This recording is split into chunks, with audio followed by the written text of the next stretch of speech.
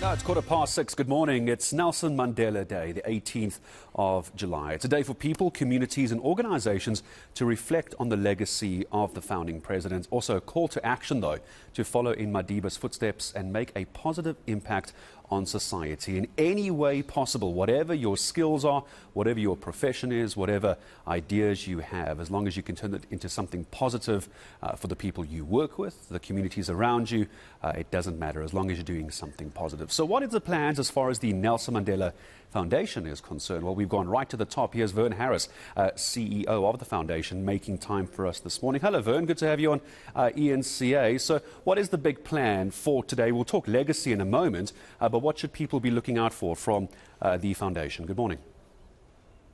Good morning, Gareth. Well, two things. We're giving that broader call internationally, which Madiba first gave in 2009. But for ourselves here in South Africa and the work that we're doing as the foundation, our focus is very much on community gardens, planting trees, and beginning to address the climate justice challenge. And so when you start looking at the youngsters from today, I always feel bad when I start using the word youngsters because I feel like I'm being disparaging. I don't mean to. But do you get a sense that even all these years later, some of the youngsters, I'm talking maybe 18 years and younger, get a sense of how important today is? Look, I think it is a challenge with our younger generations because they're dealing with so much. 10 years after Madiba passed away, arguably we are less free than we were back in 2013, and there's a lot of impatience. But I think the call remains relevant to all of us. We need to be building a just society, and Madiba's life still inspires us to keep fighting for that just society. How do we do that as a society? It's one thing to say, and I'm not playing it down by any means, but considering everything the country is going through, how do we begin to do that? Is this at the public sector? Is this at the private sector? Is this at an individual level? Where do you think it should begin to then spread out to the rest of society? Well, what we're trying to do is to build what we're calling a social bonding praxis by working with structures of the state, structures of civil society, but also trying to harness the resources of the private sector. And so we're building from the bottom up, as it were, to see if there is not another way of making things happen, of ensuring that services are delivered to our communities. We also have to build a far greater pressure on our political elites to be held accountable, because right now we are overwhelmed almost by cynicism, depression. I was with a group of WITS students 2 weeks ago, 30 of them, and they all said they're not voting next year because it's pointless. And that's a big worry, especially when we look back at the last national elections, the voter apathy there. And you could dig down even further into the numbers, the youth voter apathy, very, very worrying as well. I suppose we need to try and tie today in, as we always have, with a theme of some kind. And we know how vocal Madiba was about climate change and how many times over the years the issue of food insecurity had been raised as well. I imagine that's the big theme for this year. Well, for us it is, and that comes directly out of our experience with the first COVID lockdowns, where we set up Each One Feed One and were delivering food parcels to the most vulnerable communities.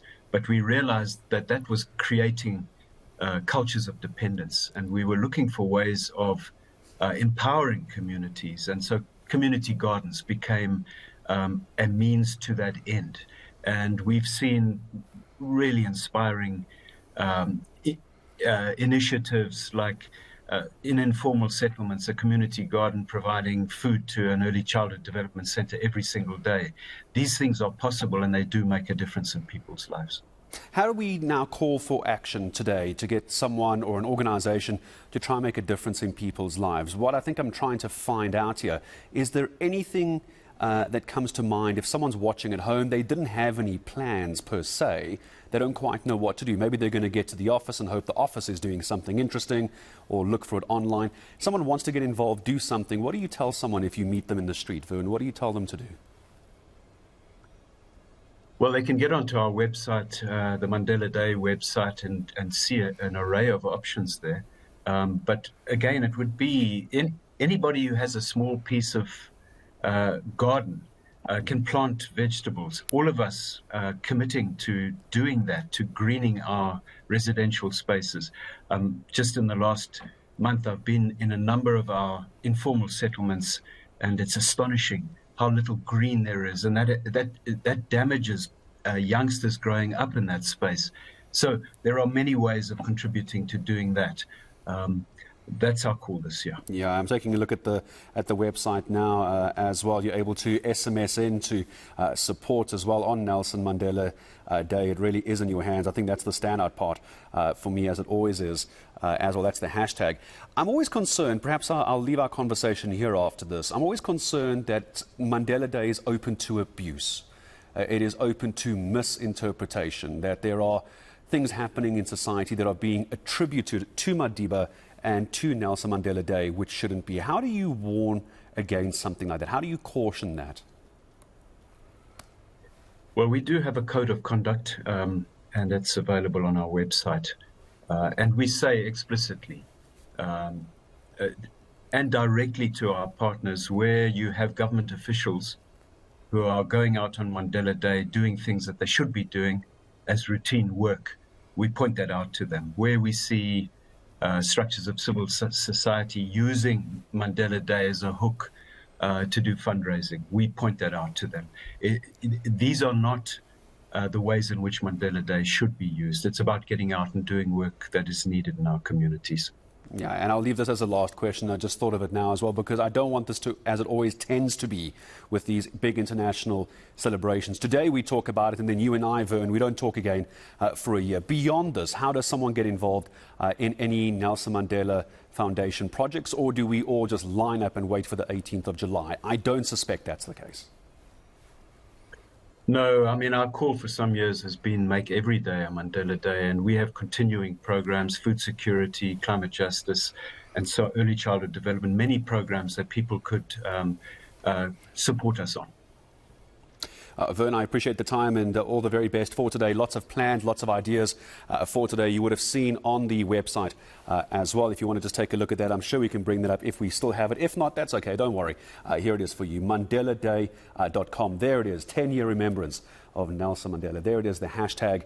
It is in your hands. We know that this year's theme is all about the climate change and also what is happening with food insecurity in our country. We know what a big issue it is. The World Health Organization has raised this. Our government has raised this. Political parties have raised this. The United Nations have raised this. Today is the day where you get to have your say and make a difference based on what you believe Nelson Mandela would have wanted. My thanks to Verne Harris, CEO of the Nelson Mandela Foundation.